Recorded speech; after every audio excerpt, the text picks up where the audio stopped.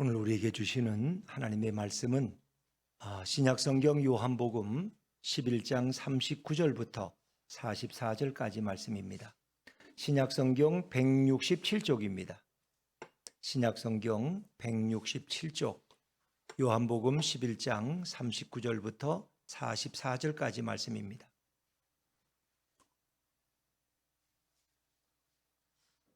요한복음 11장 39절부터 44절까지 저와 여러분이 한 절씩 교독하십니다. 예수께서 이르시되 돌을 옮겨 놓으라 하시니 그 죽은 자의 누이 마르다가 이르되 주여 죽은 지가 나흘이 되었음에 벌써 냄새가 나나이다. 예수께서 이르시되 내 말이 내가 믿으면 하나님의 영광을 보리라 하지 아니하였느냐 하시니 돌을 옮겨 놓으니 예수께서 눈을 들어 우러러보시고 이르시되 아버지여 내 말을 들으신 것을 감사하나이다. 항상 내 말을 들으시는 줄을 내가 알았나이다. 그러나 이 말씀 하옵는 것은 둘러선 무리를 위함이니 곧 아버지께서 나를 보내신 것을 그들로 믿게 하려 함이니이다. 이 말씀을 하시고 큰 소리로 나사로야 나오라 부르시니 죽은 자가 수족을 배로 동인 채로 나오는데 그 얼굴은 수건에 쌓였더라. 예수께서 이르시되 풀어놓아 다니게 하라 하시니라. 아멘. 할렐루야. 네, 오늘 어버이 주일 예배에 나오신 여러분들 위해 주님의 축복과 은혜가 함께하기를 간절히 바랍니다. 우리 좌우의 분들에게도 이렇게 한번 인사하시죠. 행복한 가정들 되시기 바랍니다. 행복한 가정들 되시기 바랍니다. 네.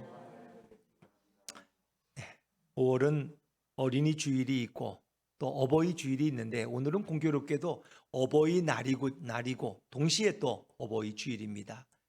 우리가 하나님을 우리의 영적인 아버지로 경외하듯이 하나님의 대리자로서 우리를 낳으시고 기르신 부모님께 대한 그 고마운 마음, 감사한 마음, 그 공경하는 마음을 잊어서는 안 될 것입니다. 그래서 예수님께서도 십자가에서 내가 목마르다라고 말씀하시면 그 고통스러운 순간에도 마지막 남기신 말씀이 자신의 어머니 마리아를 사도 요한에게 부탁하는 말씀 아닙니까? 어머님 보십시오. 어머님의 아들입니다. 그래서 사도 요한을 가리켜서 보라 내 어머니라. 그때부터 사도 요한은 예수님의 어머니 마리아를 자기의 어머니로 모시고 그렇게 공경했다고 하는 것입니다. 제가 결혼 주례할 때 늘 빼놓지 않고 신랑 신부에게 늘 권면하는 말씀이 마지막에 권면하는 말씀이 늘 그 말씀이에요. 부모님을 잘 공경해야 된다. 오늘 우리가 읽은 교동문에도 있죠. 내 아버지와 어머니를 공경하라. 이는 약속 있는 첫 계명이니 이는 내가 땅에서 잘 되고 장수하리라. 할렐루야. 그렇습니다. 우리가 잘 되고 장수하는 비결, 행복하는 비결은 부모님을 잘 공경하는 것이다. 이것이 하나님의 뜻이고 하나님의 정하신 법칙이라고 제가 그렇게 설명합니다. 특별히 우리가 모든 일들은 오늘 못했으면 내일 할 수 있습니다. 그런데 오늘 못하면 영영이 못하는 일이 있어요. 그것이 바로 무엇이냐? 부모를 공경하는 일이죠. 그래서 송강정철의 시에 보면 그런 시가 있죠. 어버이 살아실제 섬기기를 다하여라. 지나간 후에 애달다 어이하리. 평생에 고쳐 못할 일은 이뿐인가 하노라. 다시 할 수 없는 돌아가신 후에 아무리 거창한 장례식을 치른들 그게 부모에게 무슨 의미가 있습니까? 살아 계실 때 따뜻한 밥 한 그릇 대접하는 거, 정성스러운 음식, 고마운 마음 대접하는 거, 이것이 부모에게 진정한 효도지. 남에게 생생되기 위해서 거대한 무슨 장례식을 치른들 그게 무슨 의미가 있겠습니까? 그래서 오늘 우리가 하나님을 섬기듯이 또한 육신의 부모를 잘 공경하는 일은 매우 중요한 그리스도인의 의무이다 하는 생각을 해봅니다.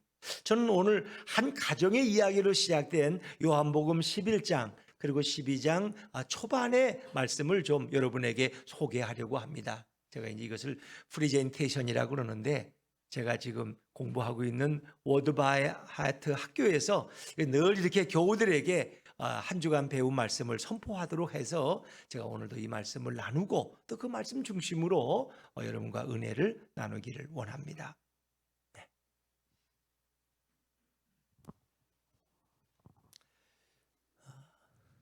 나사로라고 하는 병든 사람이 있었습니다. 나사로는 마르다와 마리아와 함께 베단이라는 동리에 살고 있었습니다.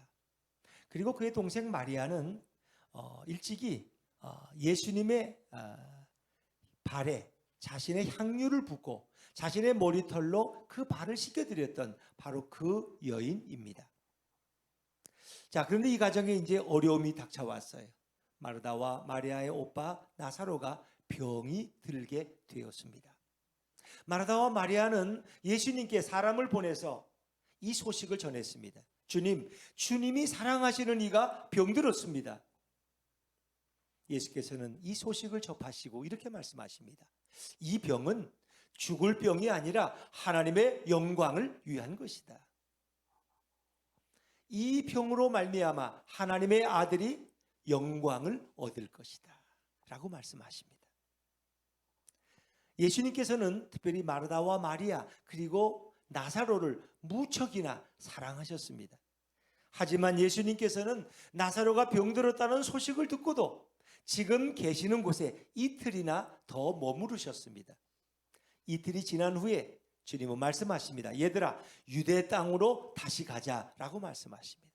제자들은 이야기합니다. 주님, 방금 전에도 유대인들이 예수님을 돌로 쳐서 죽이려고 했는데 아니 그 위험한 곳에 또 가자고 하시는 말씀입니까? 이렇게 그들은 불평을 합니다. 예수님은 여러 가지 설명을 하시고 이렇게 덧붙이십니다. 지금 우리 형제 나사로가 잠들어 있다. 깨우러 가자. 제자들은 말합니다. 아니 잠들어 있으면 곧 낫게 될 것 아닙니까? 예수님은 나사로가 잠들어 있다는 것을 죽었다는 의미로 말씀하셨는데 제자들은 정말 잠들어 있는 것으로 받아들였습니다. 예수님께서 말씀하십니다. 얘들아, 우리 잠자는 나사로를 깨우러 가자. 내가 나사로가 죽은 현장에 있지 않았던 것이 너무너무 기쁘다.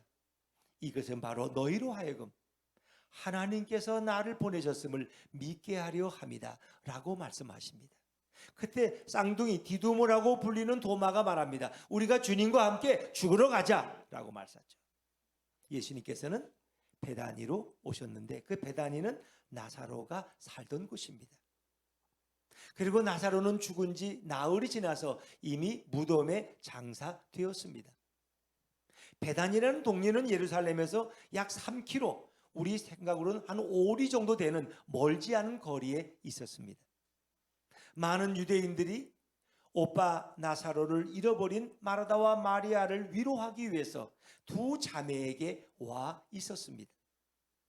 마르다는 예수님께서 오셨다는 소식을 듣고 예수님을 마중 나왔습니다. 그러나 마리아는 집에 홀로 남아 있었습니다. 예수님을 만난 마르다는 이야기했습니다. 주님께서 여기 계셨더라면 우리 오빠가 죽지 않았을 텐데요. 마르다는 또 말합니다. 그러나 주님께서 아버지께 기도하시면 아버지께서 뭐든지 다 응답해 주시는 줄 제가 압니다. 예수께서 말씀하십니다. 내 오빠 나사로가 다시 살 것이다. 그때 마르다가 또 대답합니다. 주님, 저도 압니다. 마지막 날 부활 때 우리 오빠가 다시 살 것을 제가 압니다. 예수께서 말씀하십니다. 나는 부활이요 생명이다. 나를 믿는 사람은 설령 그가 죽는다고 해도 다시 살 것이고 살아서 나를 믿는 사람은 그가 누구이든지 간에 다시 죽지 않을 것이다. 이것을 내가 믿느냐? 마르다는 말했습니다. 주님, 제가 믿습니다. 주님은 그리스도시요 이 땅에 오실 하나님의 아들이신 것을 제가 믿습니다. 그리고 마르다는 집으로 돌아갔습니다. 그리고 마르다는 마리아에게 야, 주님이 오셔서 너를 찾으셔 라고 말했습니다. 마리아는 일어나서 예수님에게 나옵니다. 예수님께서는 마을에 들어가지 않으시고 마르다와 함께 대화하던 곳에 그냥 머물러 계셨습니다. 이제 마리아가 예수님 앞에 나오는데 마리아에게 와서 그와 함께 있으며 그를 위로하던 많은 사람들은 마리아가 급히 나가는 것을 보고 무덤에 통곡하러 가는 모양이구나 하면서 마리아를 따라왔습니다. 마리아가 예수님 앞에 와서 엎드려서 외쳤습니다. 주님, 주님이 여기 계셨더라면 우리 오빠가 죽지 않았을 터인데요. 예수님께서는 매우 안타까워하십니다. 마리아가 우는 것과 마리아를 따라온 사람들이 우는 것을 보시고 예수님은 너무 비통해하시고 마음이 아파하십니다. 예수님께서 말씀하셔요. 나사로를 어디에 두었느냐? 보십시오, 주님 여기에 있습니다. 예수께서는 눈물을 흘리십니다. 사람들은 말합니다. 저가 나사로를 무척이나 많이 사랑했나 봐.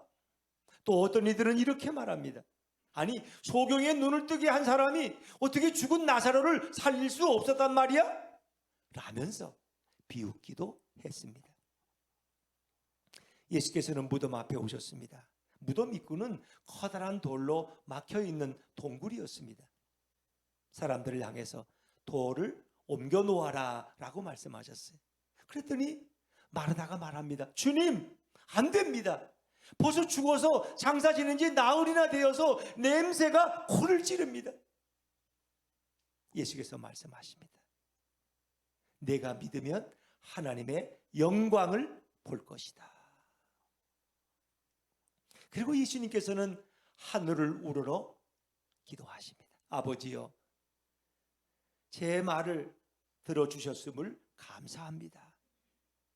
언제나 제 말을 들으시는 것을 압니다.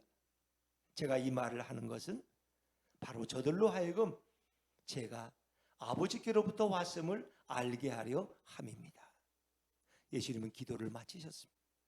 사람들은 돌을 옮겨 놓았습니다. 예수님은 무덤을 향해서 소리치십니다. 나사로야, 나오너라 라고 말씀하셨어요. 그 순간 손과 발이 천에 매여 있고 얼굴과 온몸을 천으로 감싸인 나사로가 걸어 나오는 것입니다. 많은 사람들은 그 놀라운 광경을 보고 예수를 믿었습니다. 그러나 어떤 이들은 바리새인과 제상에 가서 그 사실을 고자질했습니다. 바리새인과 대제사장들은 긴급하게 공회를 선언했습니다. 소집했습니다. 그리고 그들은 이야기합니다. 여러분들 의견을 말해 보십시오. 이 일을 어떻게 하면 좋습니까? 모든 사람이 저 사람을 다 믿고 있습니다. 저 사람이 가는 곳마다 놀라운 표적을 행하고 있어요. 그냥 방치했다가는 다 저 예수를 믿을 것 같아요. 그들은 걱정스럽게 이야기했습니다. 그때 한 사람, 그 해의 대제사장인 가야바가 일어났습니다. 여러분들은 정말 모르시오? 우리 민족이 멸망하지 않으려면 한 사람이 죽어야 하오. 그 사람이 바로 저 예수요. 그는 자기 스스로 말하는 것이 아니라 그의 대제사장으로서 하나님이 주신 예언을 이야기하고 있는 것입니다. 그는 계속해서 말합니다. 우리 유대 민족만이 아니라 각지에 흩어져 있는 하나님의 백성들이 다 하나가 되기 위해서는 저 예수가 죽어야 합니다. 예수가 죽어야 합니다. 그때부터 유대 종교 지도자들은 예수를 죽일 계획을 세우기 시작했습니다. 그때부터 예수께서는 유대인들이 있는 곳에는 공공연하게 다니지 않으시고 그곳을 떠나서 광야 옆에 있는 에브라임이라는 동리에 제자들과 함께 머무셨습니다. 6월절 6일 전이었습니다. 예수님은 베다니에 오셨고 베다니는 죽었다가 살아난 나사로의 고향이었습니다. 나사로의 집에서 예수님을 초대하고 저녁 식사를 대접하는 잔치를 열었습니다. 예수님은 마르다는 부엌에서 손님들을 접대하고 있었고 나사로는 예수님과 함께 손님들과 함께 앉아 있었습니다. 그때 마리아가 아주 귀한 향유 하나를 가지고 와서 예수님의 발에 그것을 부어드리고 자기의 머리털로 그의 발을 씻겨드렸습니다. 그리고 온 집안에 그 나도 향기가 가득했습니다. 그때 예수님의 제자 중 가룟 유다가 거기에 있었는데 그는 나중에 예수님을 배반할 자입니다. 가룟 유다가 말했습니다. 이 귀한 향유를 팔아서 가난한 자들에게 주지 이걸 왜 이렇게 허비하는 거야? 이거 팔면 300데나리온 이상 받을 수 있는데. 그것은 그가 가난한 자를 생각해서가 아니라 그런 도둑이었기 때문입니다. 그런 돈주머니를 맡고 있었는데 어떨 때마다 그 돈주머니에 손을 집어넣어서 그것을 꺼내서 착복하곤 했던 인물입니다. 예수께서 말씀하셨습니다. 이 여인을 그냥 두어라. 이 여인은 나의 장례를 위해서 향품을 준비해 둔 것이다. 가난한 자는 너희와 늘 함께 있으되 나는 항상 너희와 함께 있지 않을 것이다. 예수님은 잠시 베다니에 머무셨습니다. 많은 사람들이 예수님을 보려고 베다니에 왔고 죽었다가 살아난 나사로를 보기 위해서 많은 사람들이 떼를 지어 몰려왔습니다. 그래서 유대의 대제사장들은 예수님만이 아니라 나사로도 죽일 음모를 꾸미기 시작했습니다. 그것은 나사로의 일로 인해서 많은 사람이 예수님께 왔고 그들이 예수님을 믿었기 때문입니다. 여기까지 하겠습니다.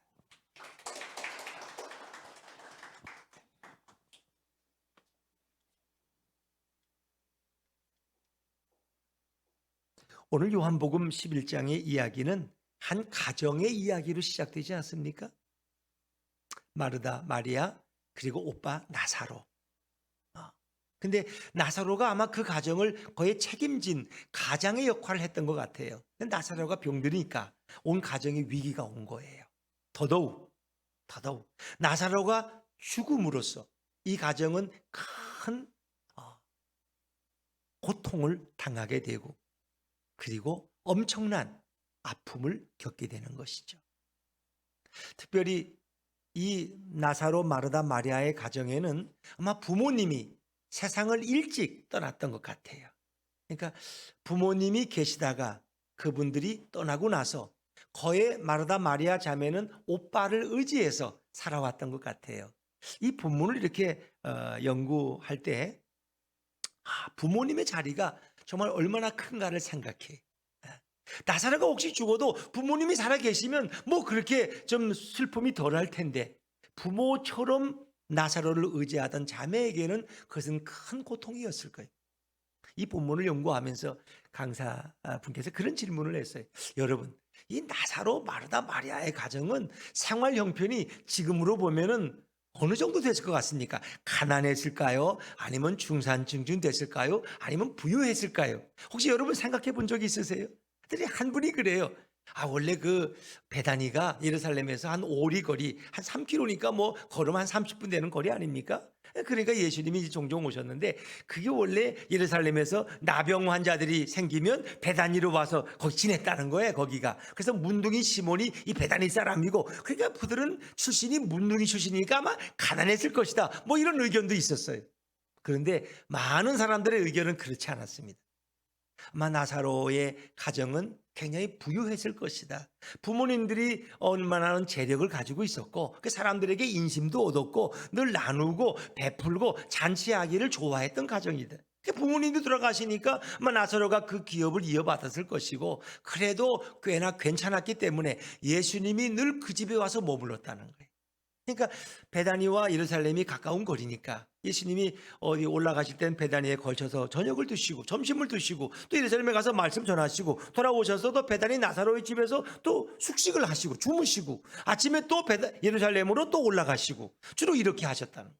거기에 제자들까지 왔다면 그 적은 인원이 아니에요. 근데 예수님이 어느 집에 갈 때 한 번은 가지만 그 집이 그렇게 가난한데 어떻게 예수님이 가실 수 있겠어요? 그래서 예수님과 제 아들을 대접해도 그래도 괜찮을 정도가 되니까 아마 그 집을 자주 이용했을 것이다. 또 부모님이 안 계시니까 아마 예수님을 부모님처럼 여겼을 수도 있을 거예요. 또 한 가지, 적어도 300데나리온이라는 그 가치의 향유는 아무나 가질 수 있는 게 아니에요. 한 데나리온이 한 사람의 하루 임금인데 10만 원으로만 계산해도 그건 3천만 원에 육박하는 거예요. 어느 가난한 여인이 3천만 원짜리 나드 향유를 집에 가질 수 있느냐? 물론 그건 결혼할 때 필요하더라도 모든 여인이 그 나드 향유를 지참하는 건 아니에요. 그러니까 어느 정도 부유한 가정이었을 거고, 부모가 돌아가셔도 어느 정도 중산층의 생활은 하던 가정이었을 것이다. 우린 이렇게 생각해 볼 수 있습니다. 그래서 예수님이 늘 가정에 자주 들르셨던 나사로의 가정, 그러나 이 가정에 엄청난 위기가 찾아온 것입니다. 바로 주님이 그토록 사랑하시던 나사로가 병들었다는 소식을 주님은 접하게 됩니다. 자, 우리 오늘 11장 3절 말씀을 다시 한번 읽어볼까요? 우리 성경에서 또 자막에서 11장 3절을 같이 한번 읽어보시죠. 시작. 이에 그 너희들이 예수께 사람을 보내어 이르되 주여 보시옵소서 사랑하시는 자가 병들었나이다 하니. 아멘. 뭐 그냥 읽으면 지나갈 수 있지만 우리가 의문을 가지고 읽으면, 아니 어떻게 주님이 사랑하시는 자가 병들 수 있어?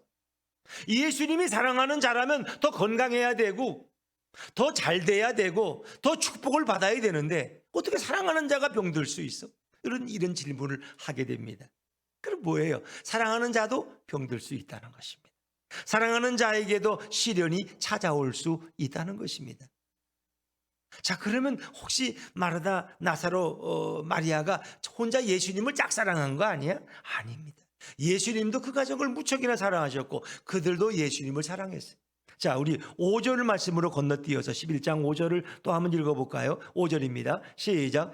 예수께서 본래 마르다와 그 동생과, 아멘, 원래부터 마르다와 그 동생과 나사로를 사랑하셨다. 그러니까 그들도 예수님을 사랑하고 예수님도 그 가정을 무척이나 사랑하셨어요. 근데 사랑하는 자에게 어떻게 이런 아픔이 올 수 있느냐?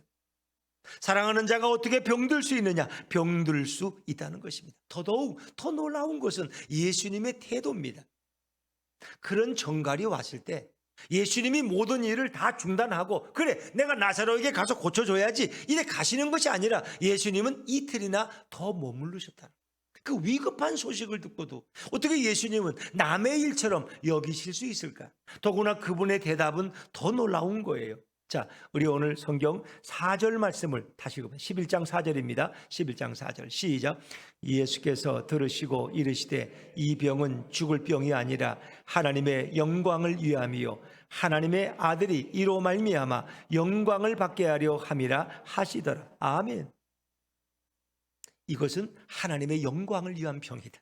그것이 질병이든 그것이 사별이든 그것이 실패든 그것이 상실이든 그것이 고통이든 이것이 하나님의 영광을 위한 것이다. 더더욱 하나님의 아들이 영광을 얻기 위한 일이라는 것. 여러분, 어떻게 질병이 하나님의 영광이 될 수 있습니까? 어떻게 실패가 하나님의 영광이 될 수 있습니까? 이거 말이 안 되는 얘기 아니에요? 근데 주님은 그렇게 말씀하신다. 우리에게 이것을 어떻게 이해해야 될까? 나는 지금 가슴 아파 죽겠는데, 나는 지금 엄청난 손실을 보았는데, 나는 지금 회사가 휘청거리는데, 나는 지금 사랑하는 자녀를 잃었는데, 아니 이게 어떻게 하나님께 영광이 된단 말입니까? 주님은 그렇게 말씀하셔. 주님은 곧장 달려가지도 않습니다. 이틀이나 더 머무르시다가 이제 나흘이 차니까 얘들아 우리 유대 땅으로 가자라고 말씀하십니다. 참 놀라운 말씀이죠. 어떻게 주님께서는 오늘 나사로가 죽었는데 죽은 것을 아시면서 그가 잠들어 있다고 말씀하실까? 얘들아 우리가 잠들어 있는 우리 형제 나사로를 깨우러 가자. 예수님이 볼 때는 잠들어 있는 거나 죽은 거나 똑같다는 것입니다. 우리가 감기 걸려서 있거나 아니면 병원에 가서 건강진단 받았더니 암 사기라는 거예요. 이건 도저히 손댈 수가 없는 거예요. 어떻게 그런 것이 주님 앞에는 같을 수가 있습니까? 근데 주님 눈에는 같다는 것입니다. 내가 감기 걸린 것이나 내가 암 사기에 있던 것이나 잠자는 것이나 죽은 것이나 내가 보긴 똑같다. 왜? 그분은 생명의 창조주이시니까. 그래서 잠자고 있는 나사로를 우리 같이 깨우러 가자. 그 제자들은 진짜 나사로가 잠든지 알고 따라간 거예요. 근데 예수님은 그가 죽은 것을 이미 알고 계셨어요. 그를 깨우러 가자. 그리고 예수님 가십니다. 베다니에 도착하셔서 예수님은 두 가지 모습을 보이는데 하나는 슬퍼하셔요. 예수님이 눈물을 흘리셔요. 11장 35절에 보니까 예수께서 눈물을 흘리시더라. 그것은 예수님이 인성을 가지시기 때문에 우리의 슬픔에 공감하시는 분이에요. 실은 우리의 아픔을 외면하는 분이 아니라 그분은 하나님이시지만 우리의 아픔에 함께 아파하시, 함께 슬퍼하시. 우리가 기뻐할 때 주님도 함께 기뻐하시. 그분은 비통해 하시, 눈물을 흘리셨다. 그런 공감하시는 분임을 우리 생각해요. 두 번째는 예수님이 이 표현 속에서 분노하시는 것을 우리가 읽을 수 있어요. 자, 우리 11장 33절 말씀인데 11장 33절 말씀을 다시 한번 읽어볼까요? 11장 33절 시작. 예수께서 그가 우는 것과 또 함께 온 유대인들이 우는 것을 보시고 심령에 비통히 여기시고 불쌍히 여기사. 심령에 비통히 여기신다는 거예요. 또 불쌍히 여기시는 건 이해가 되는데 심령에 비통해 여기신다. 제가 아까 쉬운 번역으로 이렇게 프리젠테이션 할 때는 뭐라 그랬어요? 예수님의 마음은 정말 몹시 아파하시는, 아주 격한 감정이 들어서 몹시 아파하시고 그리고 비통해 하시는 모습. 제가 그렇게 말씀드렸습니다. 예수님이 왜 비통해 하셨을까? 그것을 원어로 보면 예수님이 분노하셨다는 의미로도 사용되어집니다. 아니, 예수님이 슬퍼하시는 건 이해가 되는데 그분이 왜 분노를 느끼셨을까? 그건 간단합니다. 그것은 바로 예수님이 사망 권세, 예수님이 창조하신 나사로의 생명을 빼앗아간 이 사망과 죽음의 권세에 대해서 예수님은 분노를 느끼셨다는 거예요. 그러니까 예수님은 사망을 싫어하시. 그분은 자신을 나는 부활이요 생명이라고 말씀하시는. 그래서 그 죽음의 권세에 대해서, 사망의 권세에 대해서 예수님이 분노를 느끼셨음을 오늘 성경은 표출하고 있다는 것입니다. 그래서 예수님은 이제 나사로를 죽음 가운데서 생명을 불어넣어서 그를 살리시는 겁니다. 돌을 옮겨 놓으라 라고 말씀하셨어요. 그런데 마르다의 반응이 좀 부정적이에요. 주님, 어쩌시려고 돌을 옮겨 놓으라 그럽니까? 이 돌문을 열면 안 되는데. 왜냐하면 이미 죽은 지 나흘이 지나서 이미 썩은 냄새가 납니다. 이미 시신이 부패하기 시작했는데 어쩌려고 그러십니까? 뭐 그런 얘기죠. 근데 유대인들의 이제 이 문화 속에 이런 사고가 있다는 거예요. 사람이 죽으면 그의 영이 그의 곁을 떠나지 아니하고 3일 동안 그 곁에 머문다는 거예요. 그리고 4일, 나흘이 지나면 그것이 멀리 떠난다는 거예요. 가끔 유대인들의 이제 전통 속에 오늘 죽었는데 이틀 후에 다시 살아나는 경우가 있다는 거예요. 그거는 그의 영이 떠나지 않고 있다가 다시 그의 영이 들어갔기 때문에 산다는 거예요. 근데 나흘이 지났다는 것은 이젠 영이 완전히 떠났기 때문에 도저히 산다는 건 생각할 수 없는 불가능한 일이라는 거예요. 그러니까 마르다의 표현이 뭐예요? 아니, 죽은 지 하루나 이틀 후면 혹시 모를까? 예수님이 부르면 일어날까? 아니, 지금 나흘이 지났는데 그의 영도 떠났고 그리고 이미 시신이 부패하는데 그 불러서 뭐합니까? 왜 돌을 옮기라고 하십니까? 이렇게 부정적으로 얘기하는 거예요. 그러니까 마르다가 앞에서의 대화에 보면은 뭐 주님은 그리스도시요 마지막 날 다시 살 것을 믿습니다. 하지만은 그것은 마지막 부활이지 지금 죽었던 나사로가 지금 산다는 걸 의미하진 않아요. 그러니까 마르다가 가지고 있는 부활 신앙은 아주 부분적인 신앙이고 아주 불완전한 부활 신앙이에요. 여러분 그걸 이해하셔야 돼요. 마르다가 온전한 믿음을 가진 게 아니에요. 그러기에 그는 슬퍼하고 있는 겁니다. 그는 예수님 말씀을 다 이해하는 것 같지만 절반밖에 이해하지 못하는 거예요. 자, 그럼 예수님께서 이제 말씀하시죠. 예수님의 그 창조의 능력을 부인하고 제안하는 마르다를 향해서 내가 믿으면 하나님의 영광을 볼 것이다. 너가 믿으면 하나님의 믿음을 강조하시는 거예요. 믿음을. 자, 우리 11장 40절 말씀을 다시 한번 같이 읽어볼까요? 중요한 말씀이시니까 같이 읽어보죠. 시작. 예수께서 이르시되 내 말이 내가 믿으면 하나님의 영광을 보리라 하지 아니하였느냐 하시니. 아멘. 여러분이 11장을 자세히 보면 예수님은 계속 믿음을 강조해요.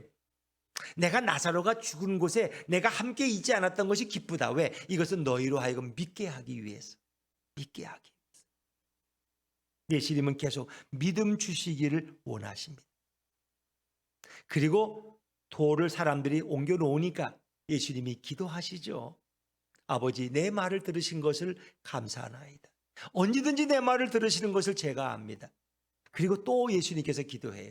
제가 이렇게 말하는 것은 오늘 이 사람들로 하여금 믿게 하기, 뭘 믿게? 아버지께서 저를 보내셨음을 믿게 하기 위해서.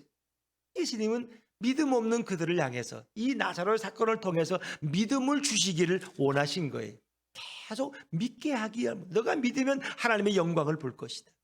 그렇게 기도하시고 예수님께서는 무덤을 향해서 명령하십니다. 아주 큰 소리로 외쳤다고 성경에 증언되어 있어요. 여러분 놀라지 마세요. 나사로야 나오너라 라고 큰 소리로. 나사로가 못 들을까 봐 큰 소리로 하신 게 아니고 그 주위에 둘러선 사람들에게 이 부활의 사실을 목독케 하려고 나사로야 나오너라 라고 말씀하셨어요. 그 순간 천으로 동여맨 나사로가 걸어나왔죠. 여러분 우리가 성지순례 가보면 유대인들의 동굴은 바로 앞에가 아니고 좀 깊어요. 때로는 이렇게 한층 내려가 있어요. 거기 앞에가 온몸이 다 묶여있는 그가 보이지 않는데 어떻게 나왔겠느냐. 그건 하나님의 능력이 그를 이끌어냈을 거예요. 그래서 그가 온몸이 묶였지만 아마 걸을 수는 있었겠죠. 그래서 그가 걸어 나왔어요. 사람들은 그를 보고 놀라움을 금치 못합니다. 그럼 많은 사람이 예수님을 믿게 되었습니다. 그러나 어떤 사람들은 그 사실을 대제사장과 바리새인들에게 가서 고자질해서 이제 긴급 공회가 사내들인이 모이게 되어서 그들의 이제 위기를 우리에게 보여주게 되죠. 많은 사람이 저 예수를 믿으면 어떡하냐는 거예요. 그러면서 이제 핑계를 대고 예수를 죽일 음모를 그들이 꾸미게 되는 것입니다. 저는 오늘 예수님께서 이 죽은 나사로를 어떻게 살려내셨을까? 오늘 나사로가 죽었다 살아난 역사는 예수님이 십자가에서 죽으셨다가 다시 부활할 것을 우리에게 예표적으로 보여주는 사건입니다. 굉장히 중요한 거죠. 이 십자가에 달리시기 일주일 전에 경험된 사건을 예수님께서 이렇게 행하고 계시는 거죠. 근데 중요한 사실은 예수님이 자신을 뭐라고 선포하셨어요?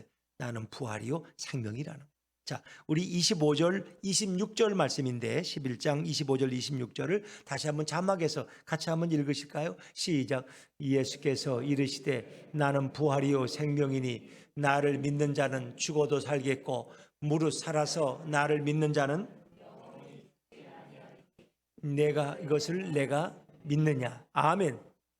예수님은 자신을 부활이요 생명이라고 설명하십니다.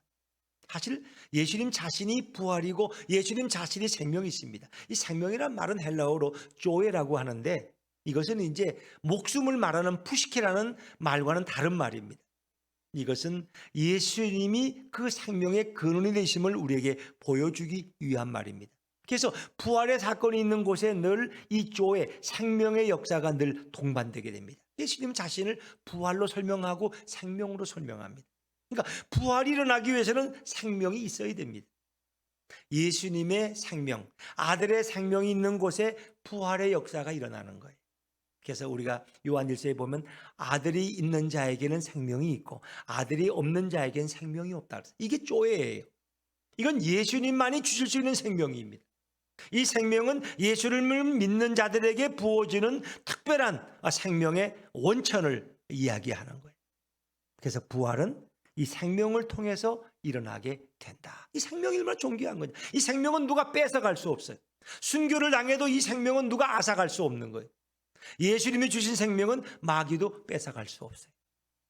뭐 비슷한 예입니다만은 제가 이제 장원에 이렇게 그 밭을 만들고 그 정원에 포도나무를 한 2년 전에 심었어요. 근데 그 포도나무가 생각외로 이렇게 잎이 나고 하더니 아주 포도가 몇 송이 먹을 정도는 아니고 몇 개 근데 열렸어요. 참 귀하죠. 그래서 올해는 이제 기대를 했는데 겨울에 가서 이렇게 봤더니 우리가 없는 사이에 동네 개들이 와서 그러는지 그 포도나무 밑에 줄기를 물어뜯어 버렸어요. 끊어져 버렸어. 그냥 밑에만 있고 위는 다 사라져 버렸어요. 이거 어떡하나. 이 죽으면 어떡하나. 걱정이 되더라고요. 근데 정말 봄이 돼서 봐도 아무것도 안 나요. 야, 이 포도나무 아까운 포도나무 동네 개 때문에 이거 죽었구나. 너무 마음이 아픈 거예요. 근데 얼마 전에 한 2주 전에 이렇게 무심히 그래도 관심이 있어서 살펴봤더니 놀랍게도 그 찢어진 끊어진 그 뿌리 가운데서 새순이 돋기 시작했어요. 그들이 이제 한 2주일 되니까 이만큼 자라났어요. 포도나무가 사는 거예요, 죽은 거예요? 사는 거예요. 비록 동네 개들이 와서 뿌려버렸지만 그 생명이 있는 거예요. 그 새순이 돋는 거예요. 얼마나 감사한지. 정말 그렇게 좋더라고요. 또 한 가지 비슷한 예인데 제가 작년에 이렇게 남사 그 원에 단지 지나가다 보니까 꽃이 아름다운 게 있는데 그 배롱나무라는 거예요. 근데 그게 좀 비싸. 그래서 겨울에 좀 약하다는 거야. 그래서 겨울에 잘 싸줘야 되고 또 이건 심으면 물을 한 달 동안은 계속 줘야 된대. 그래서 물을 제가 주다가 못 줘가지고 우리 앞에 있는 국악소녀 송소희 아버지한테 부탁했어. 내가 없을 때 물 계속 주라. 그러니 그분이 계속 물을 줬어요. 하여튼 그렇게 해서 이제 이걸 잘 키웠는데 정말 여름에 아주 아름다운 그 꽃이 가서 동네에서 아주 인기 있는 꽃이 됐어요. 그런데 이제 인터넷에 보니까 또 가지치기를 해야 그 다음에 더 잘 열린대. 근데 가지치기는 원래 보니까 1월, 2월이나 8월 달에 해야 되는데 우리 아내가 잘못 듣고는 어디서 전정과일 가져오더니 10월쯤에 막 가지를 다 잘라버렸어 그냥. 저러면 안 되는데 뭘 알고 자르는지 모르고 자르는지 이 선부당이 사람 잡는다고 이 큰일 났어요. 근데 그런데 겨울엔 제가 또 추위에 약하다니까 너무 잘 싸줬어요. 또 하고 또 부족하면 또 싸주고 더 싸고 돈도 많이 들었어요. 그리고 이제 겨울을 지냈어요. 괜찮겠지 저렇게 정도면. 근데 봄이 됐는데 다른 꽃도 피고 다 하는데 얘는 배롱나무는 소식이 없어 그냥. 또 가지를 너무 많이 잘라가지고 키도 작아지고 없어요. 그래서 이거 죽은가 보다. 너무 마음이 아파요. 이게 뭐 꼭 이게 돈이 뭐 비싸서가 아니라 너무 키우던 나무가 죽으니 너무 마음이 아파서 제가 오죽했으면 그러면 안 되는데 제가 거기 무릎을 꿇고 이 나무를 붙들고 기도를 했어요. 주님, 이 배롱나무 좀 살려주세요. 죽으면 안 됩니다. 너무 가슴이 아픕니다. 이게 이 동네 명물인데 제가 이렇게 기도까지 했다니까 안수기도까지. 그런데 지난 주간에 제가 아침에 이렇게 정원을 살피다가 자세히 봤더니 거기 이렇게 새 씨앗이 그 우미 튼다 그러네요. 몇 개가 그게 생긴 거예요. 어디 며칠이니까 더 커진 거야. 새순이. 이야, 이거 살았구나. 얼마나 놀라운지, 얼마나 감사한지. 야, 진짜 제가 하나님 앞에 영광을 돌렸어요. 그날 하루 종일 기분이 좋았어. 놀라운 일이. 여러분, 죽은 것 같은데 생명이 있더라는 거.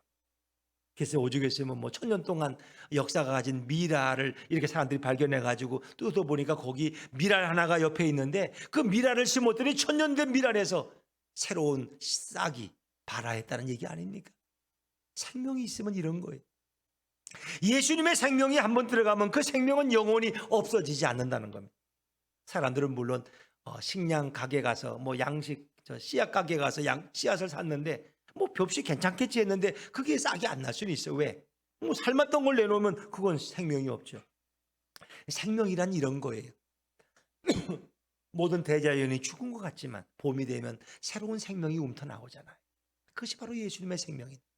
나사로가 죽은 지 나흘이 지나고 썩은 냄새가 날 정도로 이미 시간이 경과됐지만 생명이신 예수님이 선포하실 때 나사로가 죽었던 나사로가 건강한 모습으로 회복되어서 걸어 나오는 이 놀라운 광경은 무엇을 말합니까? 생명이란 이토록 중요하다는 것입니다. 여러분, 우리 가족 내, 우리 가족들에게 이런 생명이 넘치기를 주의 이름으로 축원합니다. 이 일로 인해서 나사로의 가정은 축제의 가정이 됩니다. 결국 잔치를 벌이지 않습니까?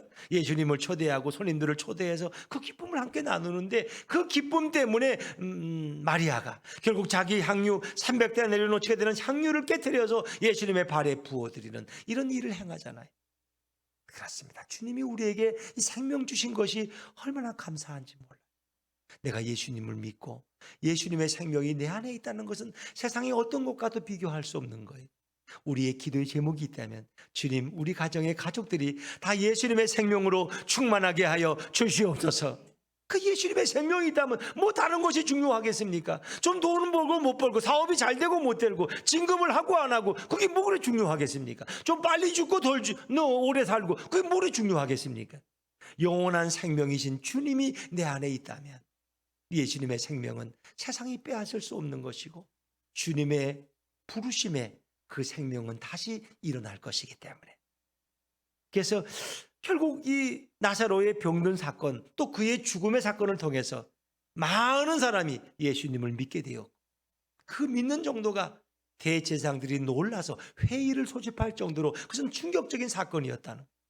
그래서 오늘 성경 12장 11절의 마지막 절도 많은 사람이 예수님을 믿었기 때문에 결국 나사로까지 죽일 음모를 꾸미게 됐다는 거죠. 자, 우리 요한복음 12장 11절 말씀 마지막으로 읽어봅니다. 12장 11절입니다. 12장 11절 시작. 나사로 때문에 많은 유대인이 가서 예수를 믿음이러라. 결국 예수님을 믿게 된 그 사건을 통해서 주님은 영광을 받으시고 나사로의 가정에도 놀라운 기쁨을 회복할 수 있었다는 것입니다. 사랑하는 여러분, 주님은 바로 그런 분입니다. 내가 믿으면 하나님의 영광을 볼 것이다. 뭘 믿어요? 예수님이 하나님이심을, 예수님이 창조주이심을, 우리 인생을 회복시킬 수 있고 생명까지도 다시 일으킬 수 있는 분임을 내가 믿으면 주님의 영광을 목도하게 될 것이다. 할렐루야. 더구나 그 예수님은 어떤 분이에요? 나는 부활이요 생명이다.